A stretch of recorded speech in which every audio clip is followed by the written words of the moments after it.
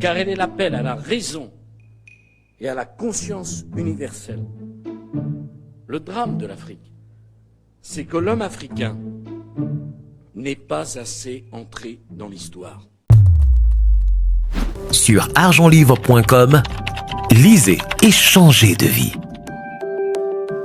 Tant que les lions n'auront pas leur propre historien, les histoires de chasse continueront toujours de glorifier le chasseur. Proverbe africain. J'ai envie de dire, t'es-tu déjà demandé pourquoi est-ce que pendant des années tu as pensé que les Africains sont les derniers de la classe? Pourquoi est-ce que pendant des années tu as toujours pensé que les Africains ne valent rien? Pourquoi est-ce que pendant des années tu as toujours pensé que les Africains n'ont jamais rien fait dans les évolutions technologiques que le monde a pu connaître? Eh bien, je peux tout de suite te dire que si tu as souvent pensé, c'est très souvent parce que tu as une très mauvaise connaissance de l'histoire de l'Afrique. Et quand je parle de l'histoire de l'Afrique, je parle également de l'histoire du monde. Pourquoi? Pour la simple raison que tout ce que tu as pu lire jusqu'à présent en ce qui concerne l'histoire de l'Afrique n'a pas été écrit, raconté par les Africains. D'ailleurs, c'est ce qui justifie un passage d'un ancien chef d'État français. Et c'est un discours qui m'a secoué lorsque je l'ai écouté. Et l'idée dans cette vidéo, c'est que tu puisses l'écouter et qu'après, on fasse une analyse. L'idée, ce n'est pas de critiquer, non. L'idée, c'est de te faire prendre conscience du rôle que tu as à jouer par rapport à tout ce qui se passe de nos jours. Parce que si, en tant qu'Africain, on ne prend pas le taureau par les cornes, eh bien, quel est le monde qu'on va laisser à nos enfants? Bref, écoute et on se retrouve juste après. Car elle est l'appel à la raison et à la conscience universelle. Le drame de l'Afrique, c'est que l'homme africain n'est pas assez entré dans l'histoire.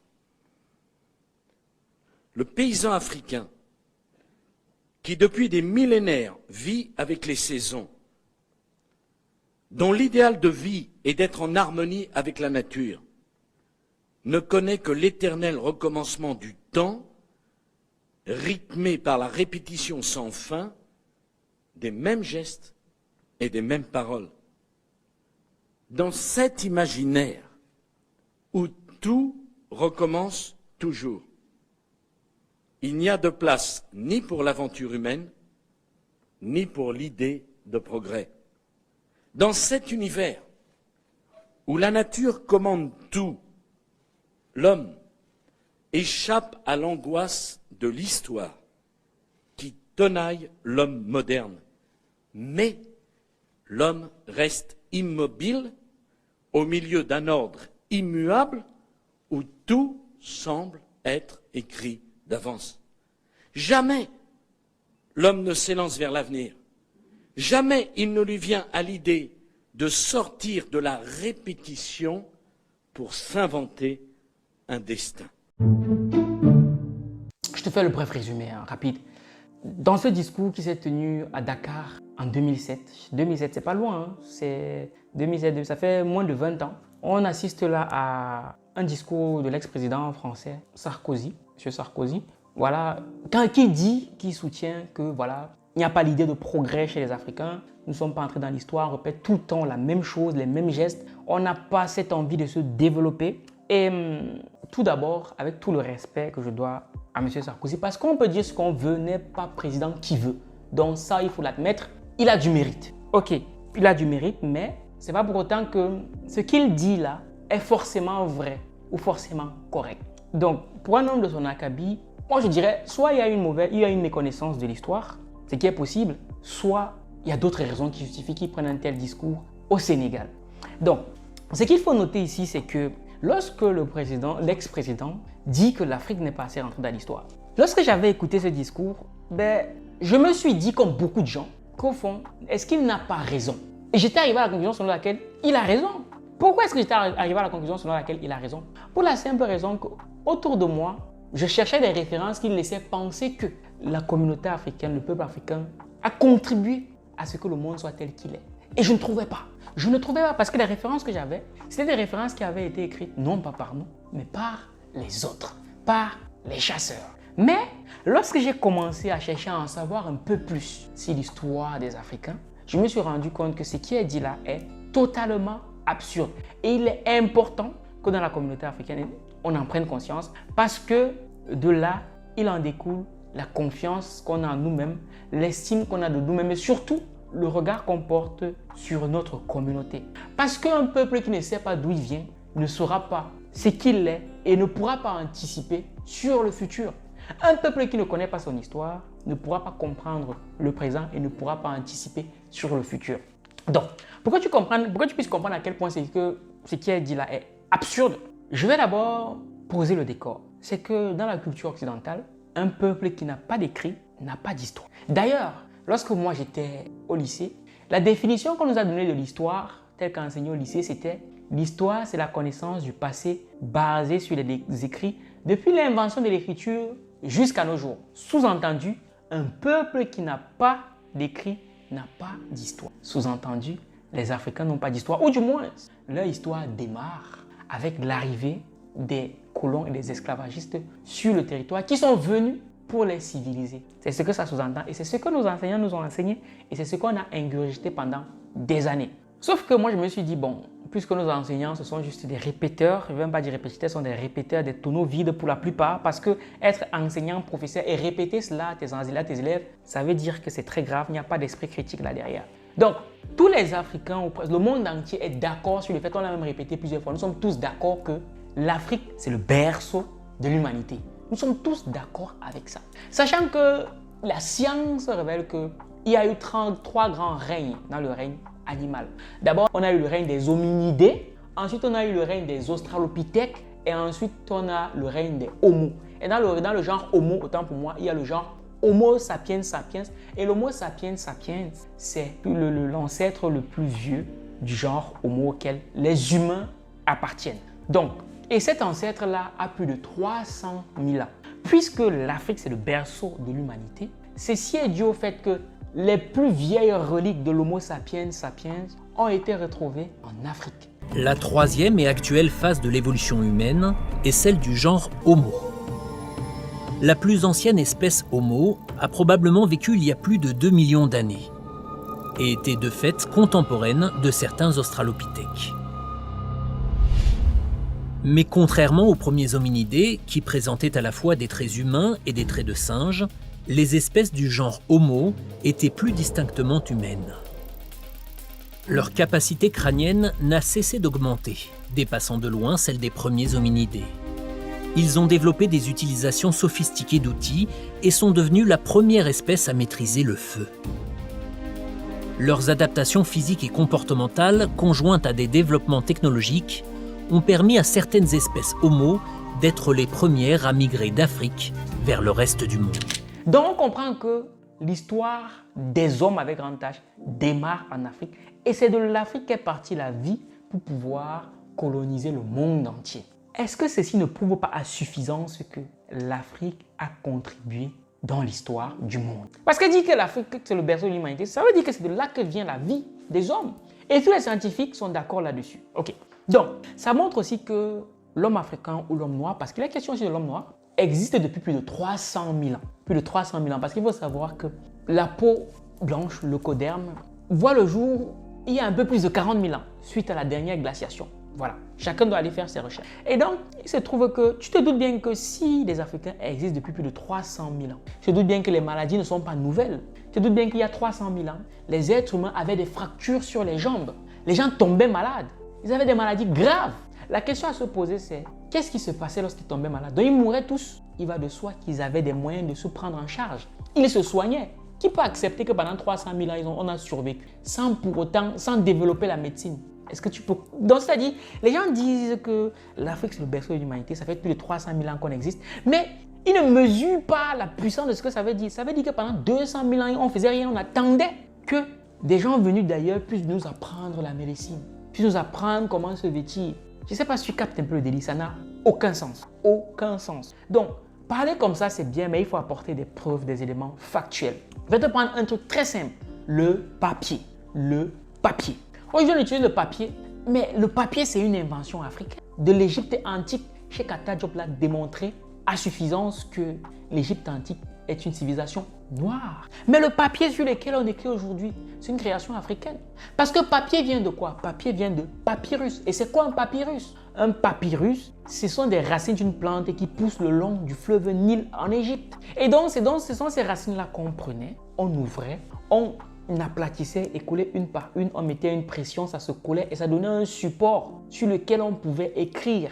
Le papier, c'est une invention africaine. Et je vais vous parler brièvement de cette plante, le papyrus, et de comment les anciens Égyptiens utilisaient cette plante pour en faire du papier. Le papyrus est une plante herbacée qui pousse le long des rives du Nil. Facile à récolter, les Égyptiens ont fait de cette plante modeste un des fondements de la civilisation. Nous enlevons les parties vertes, toute la couverture verte. Nous les divisons en tranches longues et minces, comme ça. Mais cette partie est friable, comme vous pouvez le voir, et rompt facilement. Pour rendre les tranches plus flexibles, nous utilisons ceci. Elles sont désormais plus solides et plus flexibles que cette partie-là qui s'est cassée. Ensuite, nous les assouplissons dans de l'eau douce. 2 semaines plus tard, nous retirons les tranches de l'eau. Nous les plaçons entre 2 morceaux de coton, de cette façon, en ligne verticale et horizontale, comme celle-ci. Une verticale, une horizontale, sans aucun espace. Une par une et 2 par 2, nous complétons la feuille entière. Nous les couvrons, nous les mettons sous presse pendant 1 semaine.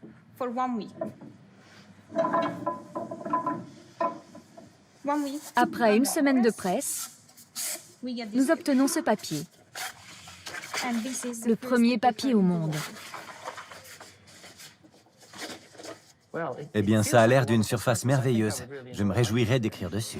Et maintenant, quand je parle de l'écriture, l'écriture, c'est une invention africaine. Oui, parce que certaines recherches disent que l'écriture a vu le jour en Mésopotamie. Et il faut noter qu'en Mésopotamie, ce qu'ils utilisaient pour écrire, entre guillemets, c'était une écriture dite cunéiforme. Sauf que l'écriture cunéiforme, on ne peut pas parler d'écriture. Parce que c'était des reliefs, en fait. On prenait des symboles qu'on mettait dans de l'argile. Ils n'avaient pas le papier à cette époque. Ce n'était pas de l'écriture parce que l'écriture, c'est la représentation graphique d'un son. Sauf que des symboles, ce n'est pas une représentation graphique d'un son. Donc c'est comme ça qu'en Égypte, là on parle des trucs de moins 3500 ans avant Jésus-Christ. En Égypte antique, il y a eu le papyrus pour écrire. Il y a eu d'abord les hiéroglyphes. Ce n'est pas encore de l'écriture, ce sont des symboles. Des hiéroglyphes, on est passé à une écriture plus simplifiée qui sont les hiératiques. Des hiératiques, on est passé aux démotiques. Et je tiens à préciser que c'est des démotiques qui viennent l'alphabet arabe. Et des démotiques, on est passé au copte. Et du copte, on a pu avoir l'alphabet phénicien. Et du phénicien a dérivé l'alphabet grec, l'alphabet latin, l'alphabet arabe et tout le reste. C'est de là que vient l'écriture. D'ailleurs, Champollion, qui est un grand archéologue, a pu démontrer à suffisance grâce à la pierre de Rosette. La pierre de Rosette, qui je précise, était une pierre sur laquelle avait été gravé le traité de Memphis, qui est un traité qui a été promulgué à Memphis par le pharaon Ptolémée V. Et c'est grâce à cette pierre de Rosette que Champollion a pu démontrer que l'alphabet grec, duquel dérive l'alphabet latin, duquel dérive l'alphabet français, trouve son origine en Égypte grâce aux hiéroglyphes. C'est de là, Champollion l'a démontré grâce à la pierre de Rosette. Faites vos recherches. Cette pierre de Rosette qui a été découverte où? En Égypte. Parce que Champollion, puisqu'il maîtrisait le copte, et il se trouve que cette pierre de Rosette était écrite en 3 langues, en hiératique, en démotique et en grec. Comme il maîtrisait le copte, il a pu montrer que ce texte-là, qui était écrit, ce décret qui était promulgué sur la pierre de Rosette, eh bien, c'était en fait un décret. Ce qui était écrit en grec, c'était une traduction. C'est grâce à Champollion qu'on a pu découvrir que le fameux Hippocrate, père de la médecine occidentale, en fait, il avait copié les textes de Imhotep, qui était un Égyptien noir, qui est le père de la médecine. Il avait copié les textes de Imhotep pour pouvoir, j'ai envie de dire, structurer la médecine occidentale. Eh oui, parce qu'à la base, lorsqu'on étudie les textes, on se rend compte que la médecine grecque, parce que la médecine occidentale vient un peu de la civilisation grecque, à la base, c'était une médecine qui était donnée par des prêtres. Parce que pour eux, la médecine disait que c'était divinatoire. Il fallait avoir l'Esprit Saint pour pouvoir soigner les gens. Et dans des fils en aiguille, ça a été transmis, à tel point qu'on a transmis, on a transmis cette médecine-là à Apollon, qui était le dieu soleil. Le dieu soleil l'a transmis à un autre de ses élèves. Et cet élève-là a transmis sa médecine à Hippocrate, qui est en fait un descendant de la dynastie des Asclépiades. Et oui, et comme Hippocrate, il a donc appris cette médecine-là, il est allé en Égypte, il a repris les textes de Imhotep et c'est comme ça qu'il a pu faire de la médecine une discipline. C'est grâce à Hippocrate qu'on a commencé à former les médecins. Ce n'est pas Hippocrate qui a inventé la médecine, non, la médecine existait déjà. Mais c'est lui qui a pu faire en sorte qu'on puisse former les médecins et qu'on sorte du divin pour qu'on comprenne qu'on peut former des médecins. D'ailleurs, lorsqu'on arrive, je ne sais pas si c'est en Italie ou en Grèce, il y a la statue d'Hippocrate et il tient un piquet avec un serpent autour de ce piquet-là. Ce piquet entouré d'un serpent, c'est en fait, ça démontre, c'est pour me remontrer le caractère mystérieux de la médecine. Il y avait un mystère autour de la médecine. Mais en fait, non. Ils sont allés apprendre auprès des Égyptiens en Égypte antique. Ils se sont appropriés leur texte sans citer Imhotep. C'est de ça qu'il s'agit. Et Champollion l'a démontré. Champollion l'a démontré. Parce qu'aujourd'hui, la médecine, c'est quoi? Celle que Hippocrate a mis en place. C'est quand tu vois le patient, c'est en 5 temps. Tu interroges, ensuite tu examines, ensuite tu poses le diagnostic, tu poses le pronostic et après seulement, tu donnes une alternative de traitement. C'est comme ça. Mais ça, Imhotep l'avait déjà formulé plusieurs millénaires par le passé. Plusieurs millénaires. Parce qu'on retrouve les papyrus de Héber, les papyrus de M. Smith, Edson Smith. Et sur ces papyrus-là, on retrouve plusieurs médicaments par rapport à plusieurs maladies que Imhotep avait pris le temps de coucher sur ces papyrus-là. Les procédés chirurgicaux, c'est noté sur ces papyrus-là. D'ailleurs, lorsque j'ai fait mes recherches, je me suis rendu compte que le bistouri existait déjà. Le stéthoscope existait déjà au temps d'Imhotep, il y a plusieurs milliers d'années par le passé. Même le préservatif existait déjà. Et il le faisait soit avec de la laine, soit avec des intestins de mouton ou de brebis, si tu préfères. Ça existait déjà. Donc quand on vient dire que l'Afrique n'est pas assez rentrée dans l'histoire, tout ceci est totalement faux et tu dois en être conscient. Parce que tu dois aussi apprendre ça à tes enfants. Parce que demain, quand ils iront à l'école, ses enseignants lui diront la même chose. Parce que c'est ce qu'on leur a appris. Ses camarades lui diront la même chose. Mais s'il n'a pas conscience de ça, si tu n'as pas pris le temps de lui expliquer ça, parce que je doute fois qu'on lui apprenne ça à l'école, comment veux-tu qu'il prenne conscience de la puissance de ses ancêtres et qu'ils se disent qu'ils n'ont pas toujours été les derniers de la classe. Ils ont fait des choses. Donc s'ils ont pu le faire, moi aussi je peux le faire. Comment ça va se passer? Parce que comme je m'avais dit, être parent, c'est aussi savoir ce qu'il faut transmettre à son enfant comme enseignement. Et c'est en fonction de ce que tu vas transmettre à ton enfant qu'il va pouvoir asseoir son identité d'Africain. Donc vraiment, depuis que j'ai commencé à mener ces recherches, je me suis rendu compte que le peuple africain, c'est un peuple puissant. Je peux aller beaucoup plus loin que ça. Si tu veux, je te mettrai des références dans la description de cette vidéo afin que tu puisses aller faire tes propres recherches et mener tes propres analyses. Donc, ce que l'ex-président français dit, ça n'a pas de sens. C'est totalement biaisé et soit il n'a pas une très bonne connaissance de l'histoire, soit son intention est ailleurs. Parce que dire que l'Afrique n'est pas encore entrée dans l'histoire, c'est méconnaître totalement l'histoire. Totalement. Moi, je ne vais pas aller plus loin que ça. C'était juste des petites, j'ai envie de dire, des petits faits factuels comme ça que j'ai voulu partager avec toi pour que tu puisses prendre conscience. Parce que même le livre qu'on utilise aujourd'hui, c'est une invention africaine. Est-ce que tu as déjà entendu parler de la bibliothèque de Nag Hammadi? Est-ce que tu as entendu parler de ça? Est-ce que tu as déjà entendu parler des codex de Nag Hammadi, qui sont en fait les ancêtres des livres? Le codex, c'était un ensemble de papyrus qu'on avait mis ensemble. Parce que juste trimballer les papyrus, c'était compliqué. On a relié des papyrus. Nag Hammadi, c'est en Égypte antique. C'est ça l'ancêtre du livre tel qu'on le connaît aujourd'hui. C'est une invention africaine. Je pourrais aller beaucoup plus loin que ça avec les mathématiques. Les mathématiques, c'est une invention africaine. D'ailleurs, on connaît tous la citation de Platon qui dit « Nul n'entre ici s'il n'est géomètre ». Platon a appris la géométrie en allant en Égypte. C'est en Égypte qu'il a appris les rudiments de la géométrie. Parce que le plus vieux rudiment des mathématiques, c'est la géométrie. Et sa plus vieille relique a été retrouvée à Blombos, dans la grotte de Blombos. Et c'est là-bas qu'on a trouvé la pierre de Blombos, qui est une pierre sur laquelle on retrouve les plus vieux rudiments mathématiques. Oui, donc Blombos, qui je précise, la grotte de Blombos en Afrique du Sud, c'est le plus vieux laboratoire qui existe au monde. Le plus vieux laboratoire, c'est en Afrique. Tu veux que j'aille plus loin? Même l'os d'Ishango. Même tes recherches, tu vas te rendre compte qu'on n'a pas rien fait. L'os d'Ishango, retrouvé au bord du lac d'Ishango, au Congo. On trouve là les premiers rudiments de l'arithmétique. On parle aujourd'hui des nombres premiers. Nos ancêtres avaient déjà des rudiments de cela. Mais l'histoire tend à nous faire croire qu'on a appris les mathématiques grâce au miracle grec. Il n'y a rien de plus faux que ça. Bref, ma personne, c'est vraiment un appel pour te dire qu'il faut que tu mènes tes propres recherches. Il faut que tu en saches un peu plus sur ta culture.